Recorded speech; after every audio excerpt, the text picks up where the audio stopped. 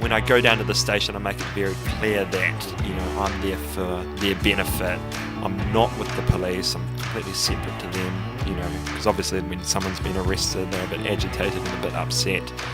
But I'm trying to be that neutral sort of third party that is just there for their welfare. This is Down to Earth Conversations, where we hear from ordinary people who are helping to bring a bit of heaven down to earth.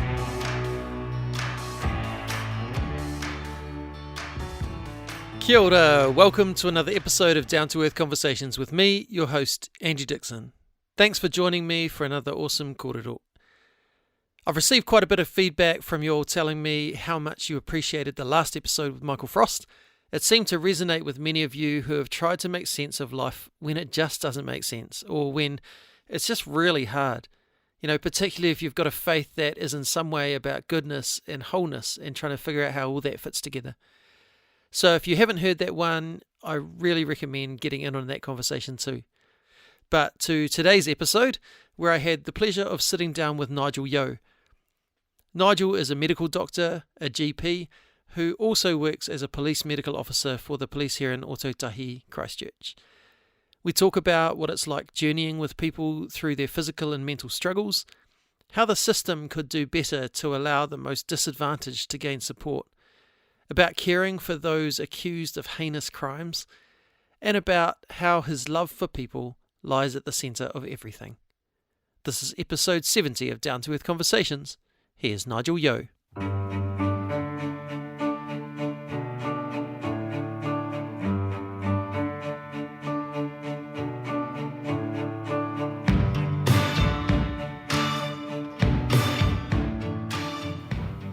It's a pleasure to be here with Nigel Yeoh today. Kia ora, Nigel. Welcome to the podcast. Kia ora, Andy. Thank you for having me. Nō hea koe. Who are you? Tell us a bit about yourself. Yeah, so as you've said, my name is Nigel Yeoh. I'm born and bred in Christchurch. I'm a father, a Christian, a doctor. I've got a lovely wife, Liz, and 3 young girls. Emmeline, who is 6, Phoebe, who is 4, and Josephine, who is 2, nearly 3. Very proud of them. Very proud of Liz. I just love talking about Liz, love talking about my girls. So if I ramble on about that too much, do stop me. So I was born and bred in Christchurch. I've got Chinese Malaysian heritage. Mum and Dad came over from Malaysia for high school and university, and they met when they were at Kashmir High. They did 7th form at Kashmir. Came for their high school, not your high school. Yeah, for their high school. Yeah, right. Yeah, so I suppose I'm a first generation sort of New Zealander. Been in Christchurch all my life. Probably, planning to be in Christchurch all my life. Too lazy to move anywhere else, but just very happy and settled here. Yeah, with my family. Mum and Dad are in Christchurch. Yeah. I've got a sister and her husband and their 2 kids. Not living too far away from you, actually. Just off in Wigram. Yeah, Nice. So got the good family vibe going on. That's right, which is really, really nice. It is. Yeah. Unfortunately, none of Liz's family live in Christchurch.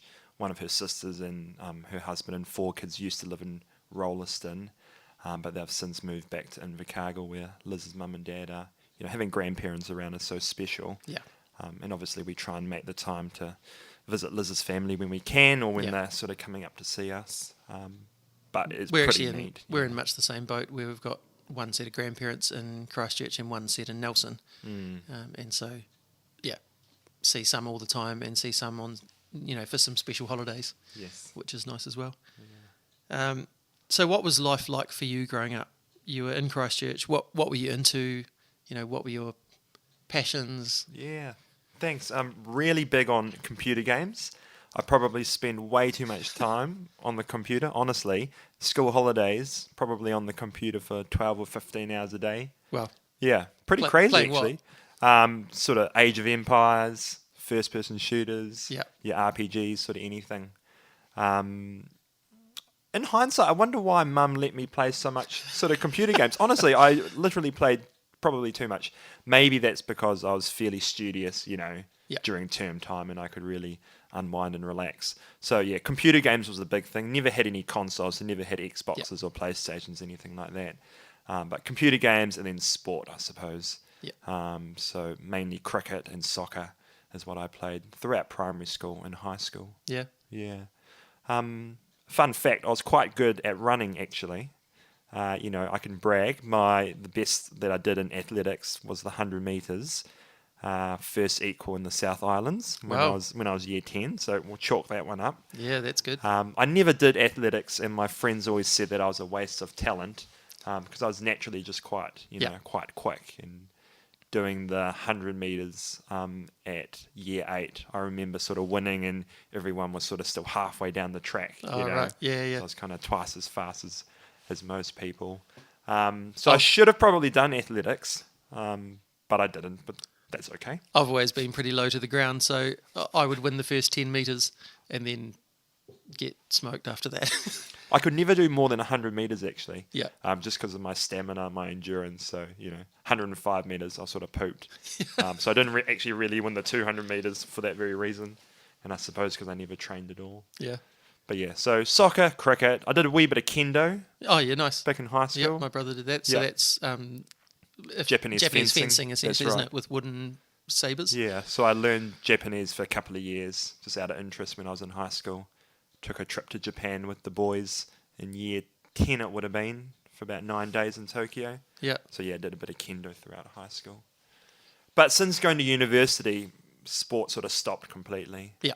Just because there was no time, really, unfortunately. Yeah. Video gaming stopped as well. And definitely since having a family, haven't played any video games. And you could argue that's poor, work-life balance and family life balance. But, I've obviously got other priorities now. Yeah. And I'm absolutely, fine with that. Yeah. Yeah. What did you think that you would be doing as an adult when you were a child? So I suppose early on, obviously I work as a GP, I'm a doctor. My godmum, Jean, she is a nurse. Well, she used to practice as a nurse. And she was, reasonably prominent in my life, I suppose, in terms of my parents' friends. They had a small circle of friends, and Jean, being my godmother, would be one person that would look after me and my sister during school holidays. And she was a nurse. She gave me, a stethoscope to play with sort of fairly early on.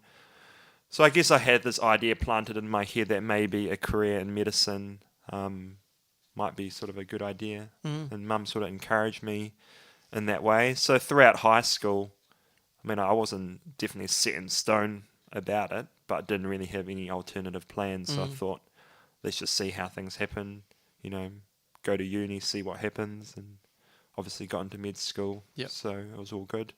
If I wasn't going to be a doctor, my number one dream job would probably be to be in like the SWAT or the SAS. I think that just sounds so cool, being in the police, Yeah.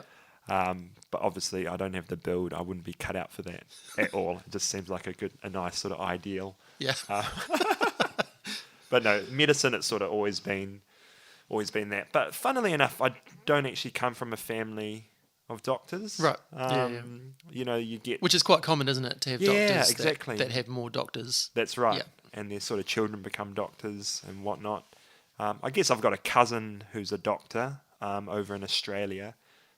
And I've got sort of a cousin, a family friend also in Australia that's a doctor. But no, otherwise, Mum and Dad weren't doctors. Don't have aunties and uncles that were doctors. So, med school Dunedin? Yep, med school in Dunedin. Went there first year 2008 and had an awesome time staying at St Margaret's College down in Dunedin, which is the hall of residence there. And that's where I met Liz, actually, Nice. my wife. So she was the year below me at university. So when I was on welfare staff in my third year as a senior welfare staff member looking after a floor of kids, Yeah. Liz was a junior welfare staff member, and then we just got to know each other through that process, basically, being in a team for that year. And I suppose the rest is history. Yeah. But yeah, Nice. so we met together there. Quite a lot of couples actually came out of St Margaret's. My sister-in-law and my brother-in-law, they met at St Margaret's, and we've got a few other friends that met at St Margaret's. But I suppose, you're socialising with people, at that time. So yeah, med school in Dunedin, was there for 3 years. Then I came up to Christchurch for my clinical years. So that's year 4, 5 and 6. Okay. So after 3 years of your sort of theory, Yep. you can either go to Wellington, Dunedin, or Christchurch. Yep. If you're an Otago grad. Right. Obviously, Auckland, they sort of stay in the North Island. So you were ready to come home at that stage? Yep, pretty happy to come home. Obviously, family are still here. When I came back, I flatted in 4th year for 1 year with my best man and 3 other medical school colleagues. Just because I always stayed at the hall in Dunedin, so I thought, I should probably get a flatting experience. That was highly overrated. I very quickly realised that Mum was no longer, cooking dinner for me and doing the washing, and I had to, look after myself basically. Yeah. So after 4th year, I actually went back home for 5th and 6th year. Yeah. What was the point in sort of paying rent when I didn't need to and that sort of thing? Went home for 5th and 6th year. Then at the end of my final year, 6th year, married Liz, and then a week after that, we moved into our house where we are at the moment. Yeah. Yeah. So it's all worked out quite nicely, actually. Yeah. Yeah. Staying at home's underrated, eh? Like it. Yeah, absolutely. Like, if I wasn't married now, I'd probably still be at home, We've lived with my parents twice since we've been married and had kids. Yeah. When we first moved to Christchurch, we lived with them for I think 4 months, and then we got a rental, and then down the track the rental was just not suitable and was costing too much, and we were all getting sick because it was cold and mouldy and whatever. So they said, please come back. So we went there for another 2 months before we've ended up in the house that we're in now. Great. But yeah, you've got to adjust again, and different when you bring kids into the mix too. But yeah, there's just something nice about having that space to go home to. Yeah. Obviously, as you study to become a doctor, there's lots of ways that you can go. There's lots of specialist kind of positions that you can go down. What made you go down the GP route, it's general practitioner? Yeah, general practice, yep. So I'm a general practitioner, so working out in primary care. Basically, as you probably know, your first port of call in terms of needing to see a doctor. It was a pretty easy decision, I think, for me. I knew I would have priorities in terms of family. Liz and I always wanted to have children, so I knew that they would be a priority. And church was also a priority for me. So basically, essentially, I had other things outside of the hospital that I wanted to do. I didn't want to live in the hospital all the time. And obviously, there are thousands of hospital specialists that have good work-life balance as well. They've got their outside interests, they've got families and all that, and they make that work really, really well. But it can be all-encompassing though, can't it? Correct. And general practice, it's just a lot easier to do the other stuff sort of outside of medicine, A big thing with sort of hospital training and specialisation in terms of, surgery or medical specialties is you quite often have to move around the country for your training. In most surgical specialties, you have to move basically every year sometimes. Yeah. So that's quite disruptive on family, obviously. And I didn't want that to impact Liz and then our kids when we started to have children. I did think about doing ENT surgery when I was a junior doctor. So it's ear, nose, throat? Yep, ear, nose and throat.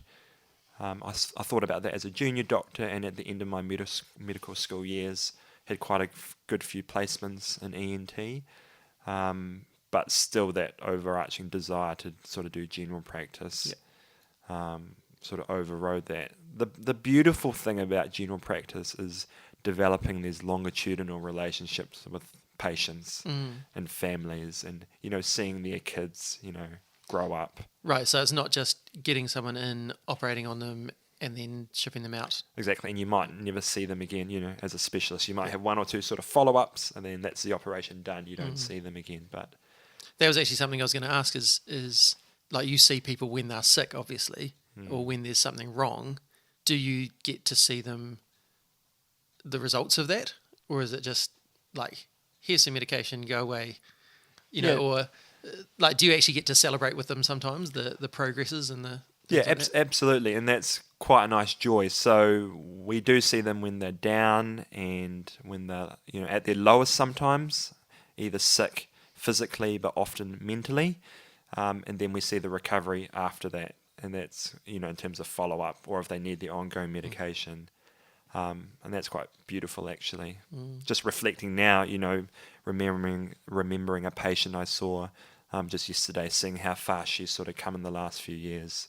Really proud of her, really happy for where she is at the moment. So to share in that journey with them, it's actually, quite a privilege that I'm seeing people at the worst of their lives, but also sharing in the highs with them as well. Yeah. And I don't think I should ever take that for granted either. It's really easy to, just see the next person and the next person and the next person, but we always have to remember that human sort of aspect, and they're not just another number or not just the 28th patient that, I'm seeing for the day.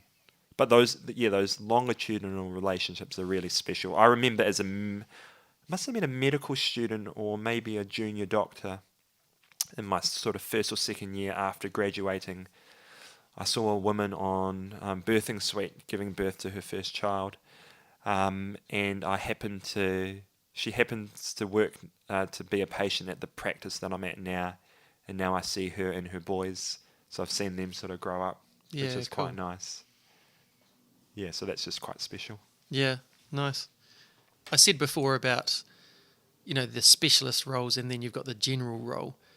But the general role is actually a very specialist role too, isn't it? Because you've got to specialise in knowing a little bit about a lot of stuff. That's right. So one of the gripes of being a general practitioner, and it doesn't seem to happen that often these days, but often people say to you, are you just going to be a GP or are you going to specialise? Yeah. And, you could take offence in that, and a lot of people do, but yeah, you're quite right. We're specialists in generalisation, basically.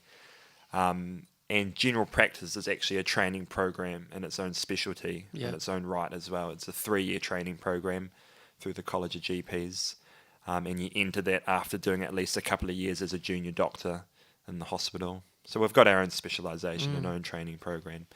But yeah, we deal in a whole lot of medicine, basically. So we know a little bit about everything, essentially. In some parts, we know a lot more about other things. Sometimes we've got special interests in different sort of areas. Do you have any particular special interests? I did some postgraduate training in women's health, so I'm quite keen on women's sort of health. And at the moment, I'm doing a lot of police work, which I'm sure we'll talk about as well.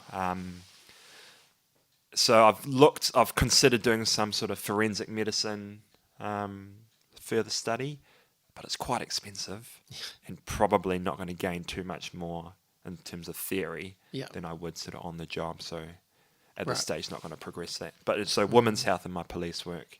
But I sort of just like doing anything, I do a wee bit of minor surgical procedures, skin cancer excisions and other wee procedures in the surgery, which is quite cool. Yeah, it's nice that it isn't just people coming in with coughs and flus. That's right. Isn't it? You've got actually quite a wide variety of stuff that you're dealing with. Yeah, and that's quite exciting about my job. I genuinely love, going to work on a Monday. And sometimes, that's to get a bit of respite from the craziness at home. But I absolutely love my work. I feel so blessed to be in the job that I am. And we just don't know what's going to come in next, It could be just someone with a sore toe, or it could be someone that's, having a really bad breakdown with their relationship or mental health or whatever. So we just don't know what's next. And sometimes we get surprised, we sort of we can see our patients coming up and we preempt based on past experience or past history what this person is maybe going to present with, and that can be a wee bit of a heart sink because their problems are often difficult, or even sometimes they can be a difficult person as well. But then they surprise us and come in with something maybe completely different or something simple, and we're like, oh, phew, for once, a bit of respite. Yeah.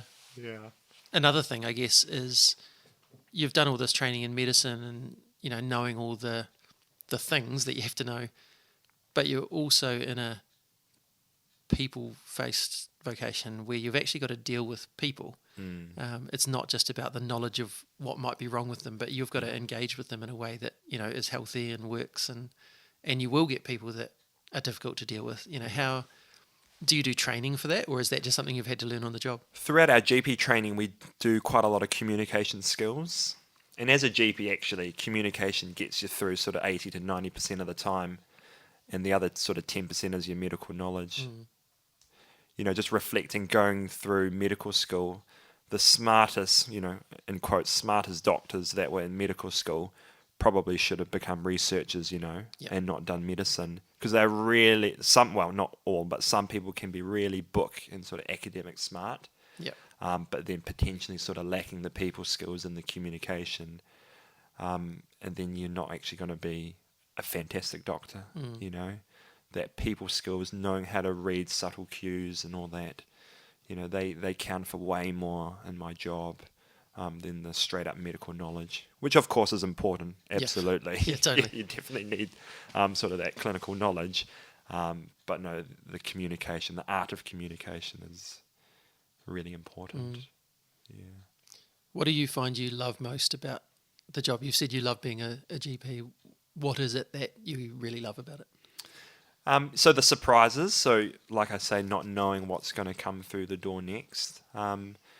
Just the satisfaction, and I suppose that's a bit selfish, but the satisfaction of just being able to help people, and not just as a doctor, but our team. Our team work really well together, from receptionists, our admin staff, the nurses, the doctors.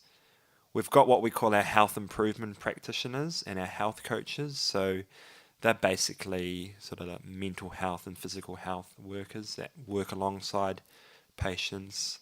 There's this project called Te Tumu Wai Ora, which is basically together in health or moving forwards in health.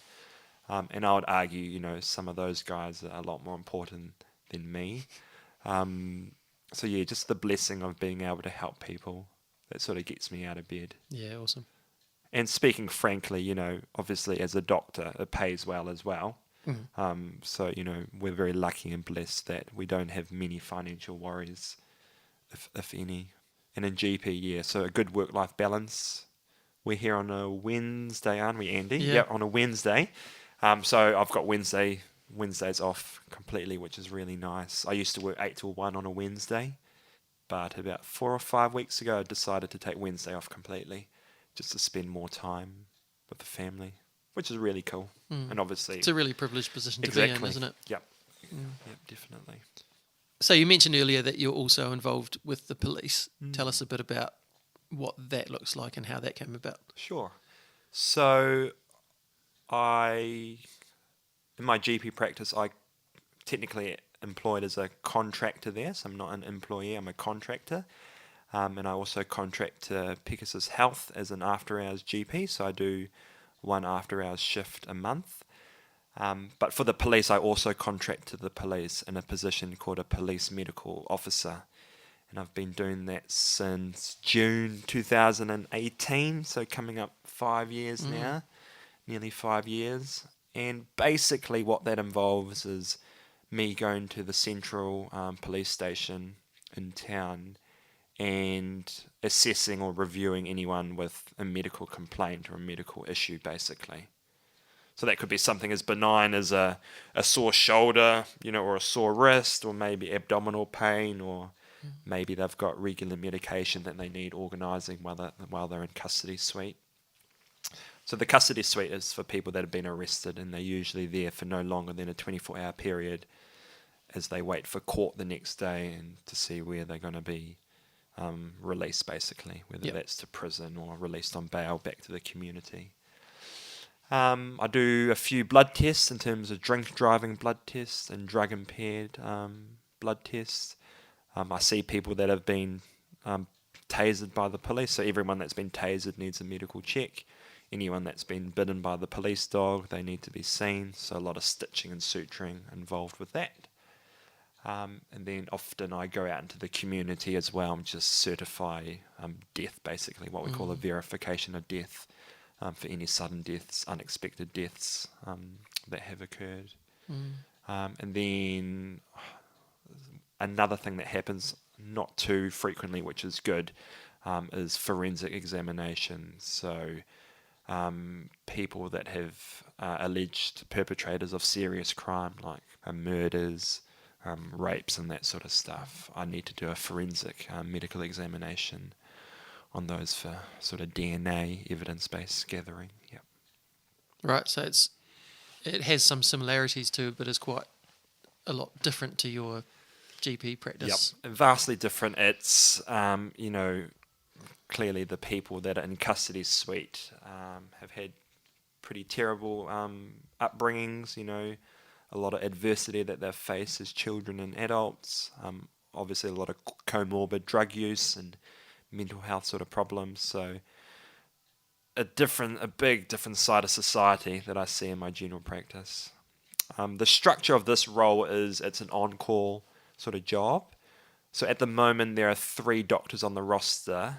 Our usual complement is 5 or 6 doctors, and I'm just recruiting 2 more to come onto the roster, so that will help a lot in terms of the on-call work. So it's all call back or call-in work, 24/7 on-call roster. And they basically just call the next person whose turn it is. And mostly it's in the evenings overnight. Yep. As these things sort of happen. So infrequently I would get called during the day, but it's mainly in the evenings or overnight. And at the moment, sort of getting called about 3 or 4 times a week. Yep. So that's fairly intense. When we've got our full complement of 5 or 6 doctors, it's kind of maybe 1 or 2 a week. So it makes it a lot more manageable. Yeah, but at the moment we're pretty pushed. But that's okay. There's light at the end of the tunnel because I've got, like I say, 1 guy signing up at the moment and hopefully another doctor that's going to come on board. Cool. So hopefully we'll get up to 4 or 5. Yeah. Nice. In this role, you're obviously dealing with people who have been accused of crimes. There would be a segment of our society that would say, just let them suffer. They deserve what they got. Obviously there's some legal issues with that. Yes, that's right. But And also, human rights issues. But what's your take on that?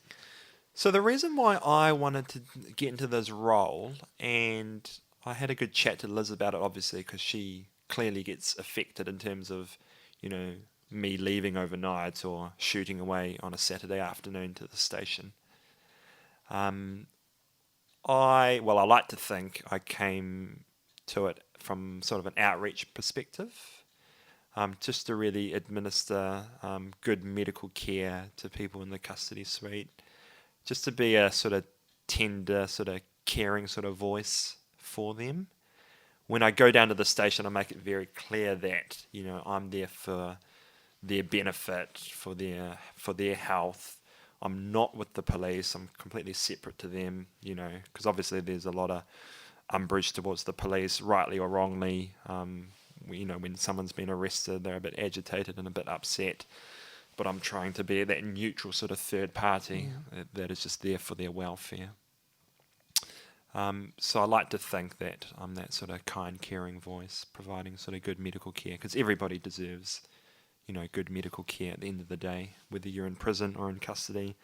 And actually, to be honest, the police are really, really good at sort of doing welfare checks and what they call duty of care. Even if someone's got, a bit of a sore wrist, that's probably going to be okay. They're pretty good at calling us in just to make sure, actually, is this person going to be okay while they're under our care. So hats off to the police. They're pretty good to hear. In that regard. Well, like you said, that some of how people end up there, not always, but some of the ways that people end up being arrested comes from situations they haven't been able to control in life. That's right. And for want of a different situation, they might have been the police, exactly doing that role if they'd had the right sort of guidance and things. Exactly. I remember when I spent a year working with guys who had come out of prison, and then there were actually a couple that were out on bail waiting for their court case and stuff. And I just, we talk in church all the time about loving your neighbour. And I was really confronted one time because there was a guy who, I never asked them what they'd been arrested. It wasn't important to me. Yeah.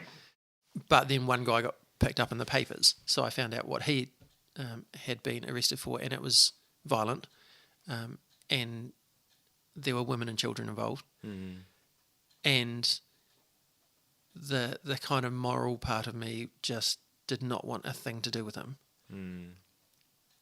And yet I thought about that and went, like, I really hope those who are victims in this have people around them loving them. But that's not who's in front of me. You know, the person in front of me is the person who has done these things, and actually I'm supposed to love them somehow. And how do I do that? Yeah. And how will that person ever change if nobody loves them? Yeah. You know, and it was challenging. Absolutely. You know, and I imagine you face a few like that where you're like, oh, you know, this person is a dangerous person. Yeah. But actually, they still need love. We all need love. It can be a really hard thing to balance. I remember on the day of the mosque shooting and the terrorist attack, I was called into the station not for that, but for something else. And I knew that the terrorist was in there in custody at that stage. They had found him and arrested him. And it just felt quite evil, actually, just walking into the station. It just felt, I guess all the roads were quiet because, you know, everyone had gone into their homes and whatever, staying off the streets. So driving in was quite eerie. Just being in the station was quite eerie, just knowing that he was there. My colleague actually had to see him because in the news it was seen that he had a gun butt into the face, so he got hit in the face when he got arrested. So my colleague saw him for that, and he struggled, you know, to provide care for him, knowing what he had just done. And I've, you know, reflected, I wonder how I would have felt in that situation. To be honest with you, I would have just compartmentalized it all. Yeah. And, you know, okay, I'm just here to look at his lip and blah, blah, blah, and not think too much more about it. I'm pretty good at compartmentalizing. But still, yeah, to provide love and care in that situation, it's pretty damn hard. It's hard, yeah. And yet, what an important role in society, you know, because, like I say, someone needs to. You know, people don't end up in these situations because they've been loved really well, typically. So, yeah. A really sad thing that I'm seeing lately, Andy, is the amount of 13 and 14-year-olds in custody. So because of the age, they don't usually stay the night unless they've had, you know, committed really serious crimes. But obviously you've heard on the news with all the thefts, car thefts and ram raids and that sort of stuff. So I'm seeing an increasing amount of young boys that have been arrested and usually post dog bite, because the police don't know, you know, how old these people are when they first get out of the car and they release the dog to sort of track them down, and then later realise they're only 14 sort of thing. So that's hardly the police's fault, but I'm usually seeing these young boys sort of post dog bite. It's just crazy, you know, seeing these 13 and 14-year-olds there, and it feels like I'm in a primary school. You know, some of these boys are just as small as my 6-year-old, you know, and really sad to see that they've, you know, gotten into this place and position. And obviously, you know, no one's got the answer as to how do we fix this. You know, we suddenly giving them a dad or giving them a good sort of family financial sort of stability and a roof over their heads not going to magically fix everything. But yeah, seeing this trend of young kids in custody is just a bit scary, really. How well, I mean, in my role as a board chair at a primary school, one thing I've observed is how much of teachers' jobs are now behaviour curriculum. You know, whereas it used to just be an educational curriculum and let parents and caregivers worry about the behaviour. Yep. Now schools are actually teaching behaviour because it's just not taught. You know, it's not there, which is, again, it's a sign of how things are going in our society. And like, not to paint it all bleakly, you know, there's a lot of really good stuff happening too, but I guess it shows that there's a lot more work to do. There's a lot more loving to do.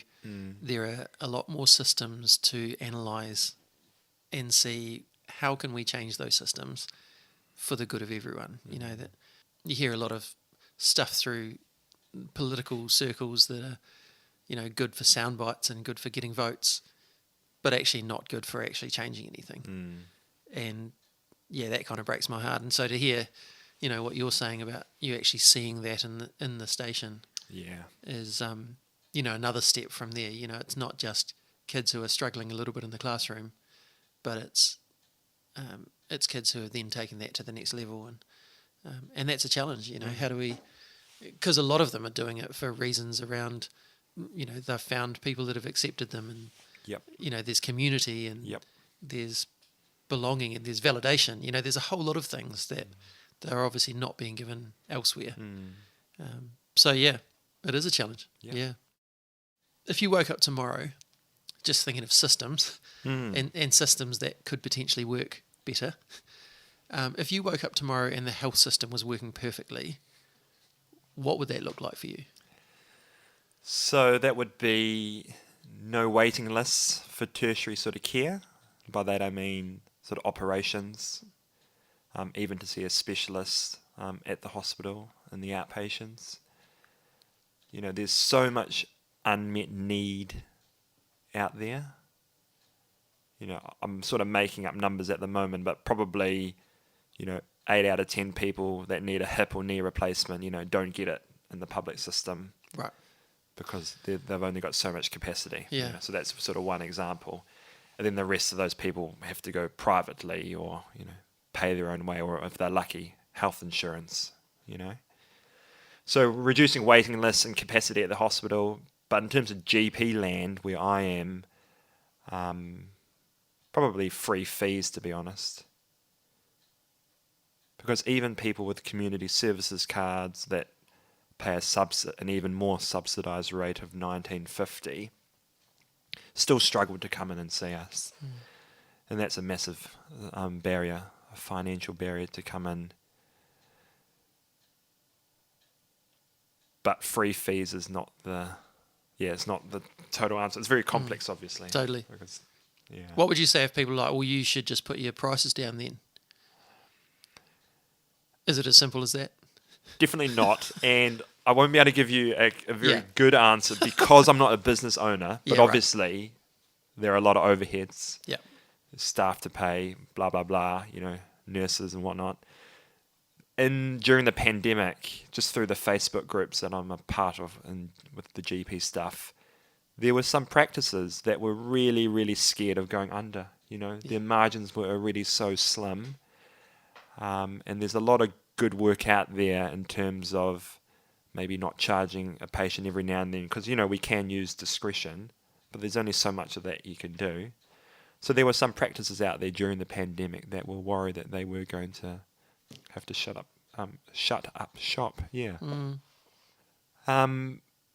But yeah, so access to good healthcare is pretty fundamental for everyone, and not just financial, but transport wise and like time wise and all that.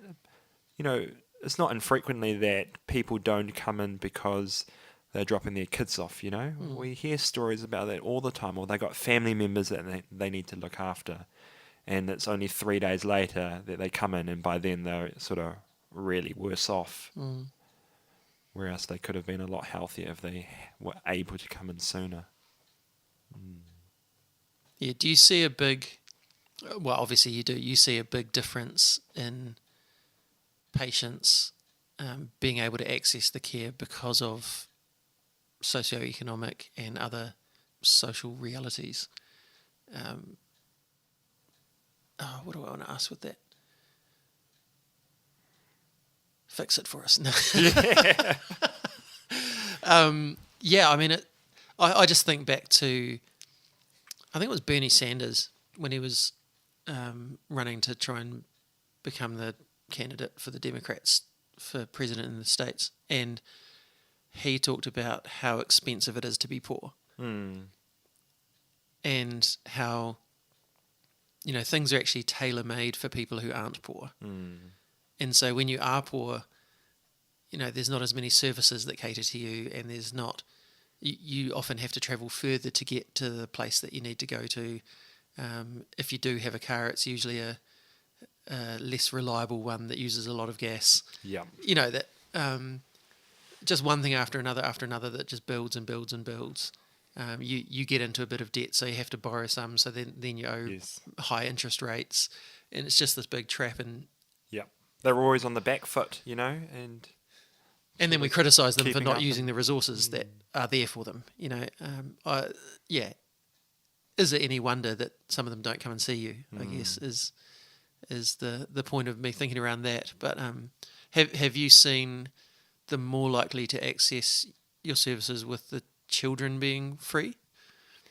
Yep. So definitely now that there's under 14s are free, that's quite good, I think, in terms of accessing healthcare.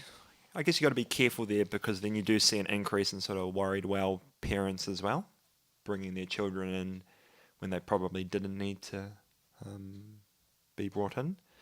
I usually joke to people when I see them, if their child's relatively well, I just say to them, I'd rather see your child 99 times out of 100 when they're quite well than to miss that one time when they're quite sick. I suppose it's especially more so for sort of babies under ones, when the parents are just a little bit unsure. I try and reassure them, you're not wasting my time at all.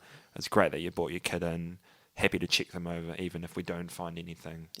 I'd rather see them when they're well, rather than missing that one time when they're really, really crook and you should have come in. But no, potentially having the free feeds for under 14 has increased sort of other people coming in that didn't need to come in. So there's that balance that we need to strike. One thing that I want to just say again so we've got this, which I mentioned before, this health improvement practitioner, and she, our current one, Jess, she's fabulous. She has 30-minute appointments, and it's completely free for people to see her.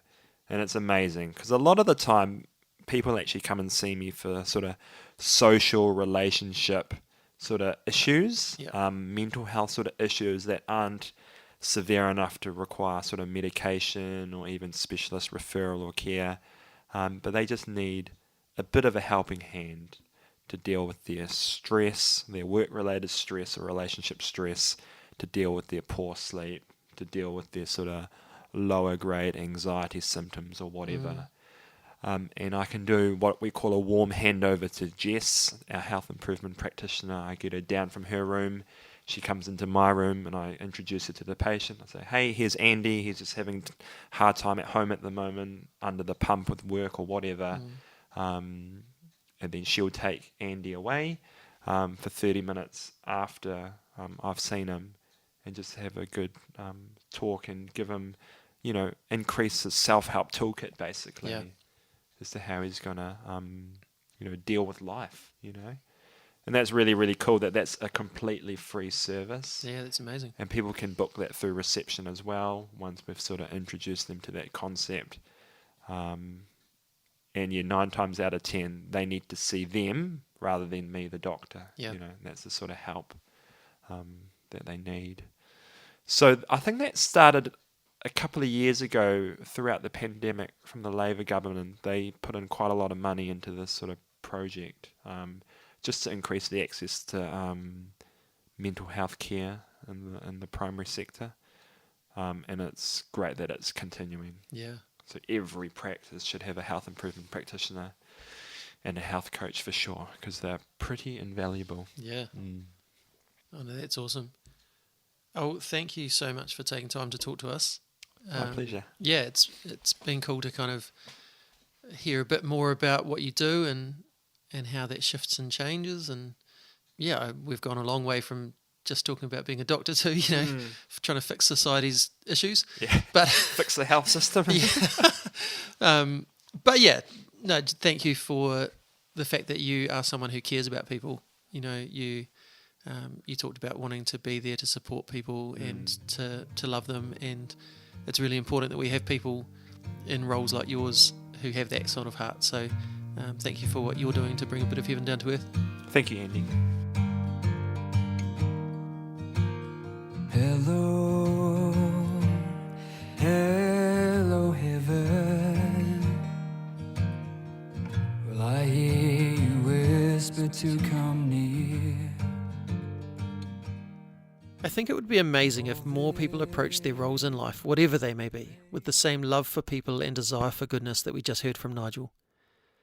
Nigel, thank you for who you are and for what you do. Here is a blessing for you. Nigel, as you continue to put family at the centre of your world, may you know the love and joy of the divine in even the most mundane moments of whānau life. May you learn as much from your children as they do from you, and may they continue to spur you on to love those in the community that they too might know the love and joy of the divine in their interactions with you.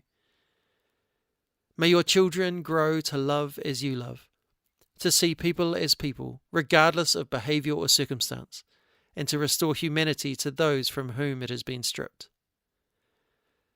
In your work as a GP, may you find moments of true connection with patients, moments where they feel seen and heard, and where they find some inner healing regardless of the reason for their visit. In your work for the police, as you treat those whom many would despise, may those patients experience a kindness and love from you that reminds them of their value and gives them back their dignity, a kindness and love that many may not ever have experienced. And may you be surprised by moments of kindness and generosity of heart that are sent back in your direction. Lastly, may you know you are seen, you are heard, and you are loved. Thanks to Strawn for the music and Rangi for the karakia. Join me next time when I talk to Heather Roberts, founder of Just Kai, an organisation looking to bring awareness to consumers about food products that are made without slavery or child labour. We talk about Heather's remarkable personal health journey and how that led to the formation of Just Kai. We hear her amazing transformation back to a much more physically healthy space, and we hear about her heart for Just Kai and how and why they are looking to make a difference in the world. Until then, me inoi tātou. E tō mātou matua I te rangi, kia tapu tō ingoa, kia tau mai tō rangatiratanga, kia mea te tau e pai ai ki runga ki te whenua, kia rite anō ki tō te rangi. Homai kia mātou ai nei, he taro mā mātou mō tēnei rā. Mura o mātou hara, me mātou hoki e muru nei I o te hunga, e hara ana kia mātou. Aua hoki mātou e kawea, kia whakawaia. Engari whakaorangi a mātou I te kino.